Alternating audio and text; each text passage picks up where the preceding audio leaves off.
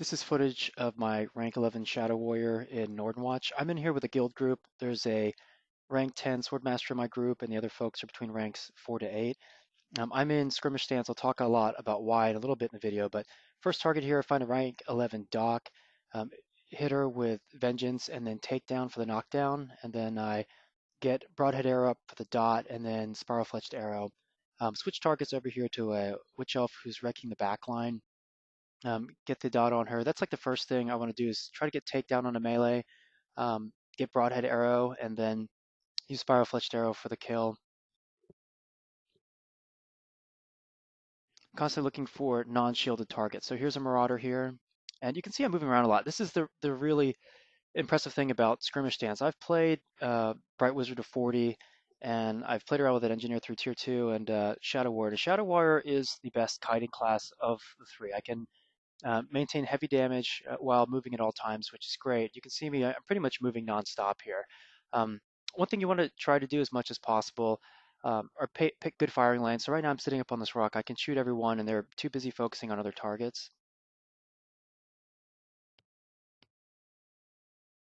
Took a quick peek there to make sure we're not getting flanked. The res wave hasn't come up yet. And we're pushing their back line really hard. Spiral Flesh Arrow is an amazing skill. It's got a 1 second cast time. It still builds as long as you're moving. So as long as you're running or falling and not jumping, you can still continue to cast it, which is really outstanding.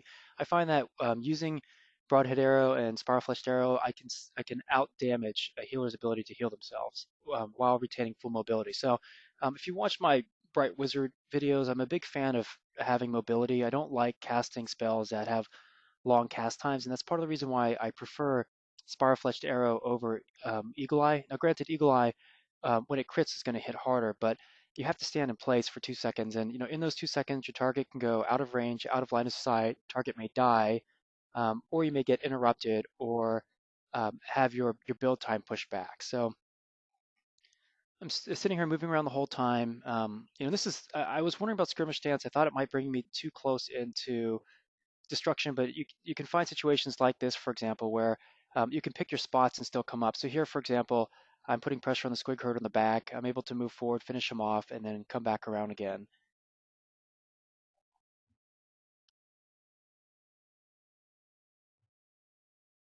So about the skirmish stance, you can use the ability takedown in skirmish, which is really huge for, you can couple it with your vengeance for the knockdown.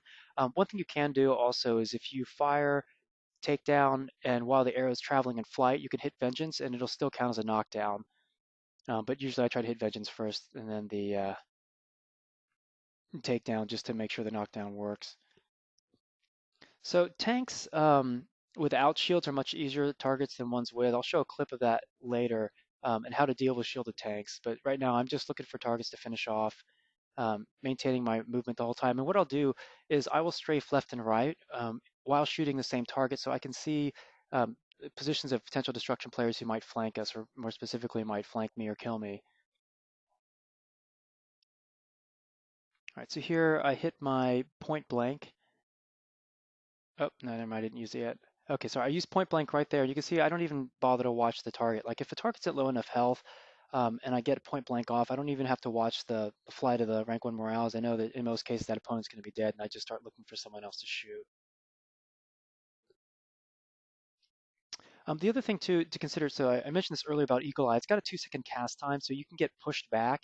Whenever you're pushed back, the longer it takes for your arrow to fire, that will delay your next auto attack because while you've got a build time going up, you don't do your auto attack. And that's one thing that I really like about Spiral Fleshed Arrow as well, because it's got such a short cast time, you're not likely to have your build time pushed back, which means that your auto attack is going to fire as soon as it can. One other thing too is you can start you can't fire arrows at targets that are within 5 feet of us, but you can start firing an arrow and then run closer or away from an opponent. And even if they get into that 5 foot radius before the cast is finished, it'll still fire.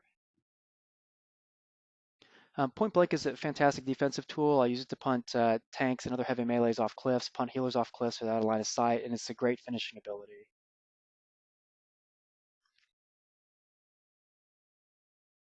Again, you can see this whole video, I pretty much don't stop moving at any point. So here's one example of strafe kiting. So my takedown is down. I'm chasing this tank here. Get broadhead arrow on him. That really should be the leading dot you put at all times on a target, unless they're close to dying. It does fantastic damage. So once he starts coming at me, I'm out of range of his snare. So all I do is just strafe kite sideways. And I've done this to many melees in Tier 1, shielded or not, witch elves, marauders, any of the tanking classes, and there's really nothing they can do. As long as I either get takedown to snare them and create a gap, or if they were never close enough in the first place. So here's another takedown there with, sorry, kill with point blank. Now you can kite melee classes really well as long as you're used to strafing. And the way I control my keyboard, everyone does it differently, but I've got my right hand either on the mouse or the arrow keys, and I strafe with my left hand and activate skills with my left hand. So this allows me, this way I can turn left, right, move forward, backwards while strafing and doing it with two different hands. And this allows me flexibility. And I really, I say this kind of cautiously because everyone's got different movement setups. Some people use the mouse to move. Some people use use their mouse for clicking on skills. I'm definitely not a skill clicker, with the exception of my rank 2 and above morale abilities. So here's another example. Using spiral fletched arrow on the move, I finish off that target, and that last arrow I fire, I just start looking for another target because I know it's going to finish him off. All right, that was my point blank right there. It didn't quite finish off the dock, but that's fine. You can see my build time still working even as I drop down, and I get the kill with another spiral fletched arrow. Actually, I didn't get the kill, but I helped to burn him down. So I was very impressed with Shadow Warrior. I never tried the class.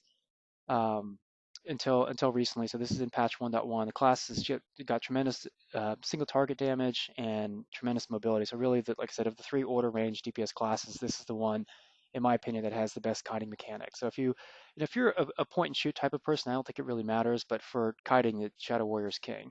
I finished the scenario with top damage and had 18 killing blows. So here I want to show a clip against a tank. So if you watch, my first shot gets a tank, gets blocked, but I'm in skirmish mode and I'm strafing around. So I move around behind the target, so he can't block my arrows. And then this also leaves me close to the other side where I can shoot this Disciple of Cain. Disciple of Cain's at low health. I hit point blank and then immediately start strafing away. I don't even watch the flight of the arrow because I know it's going to kill him, which it does.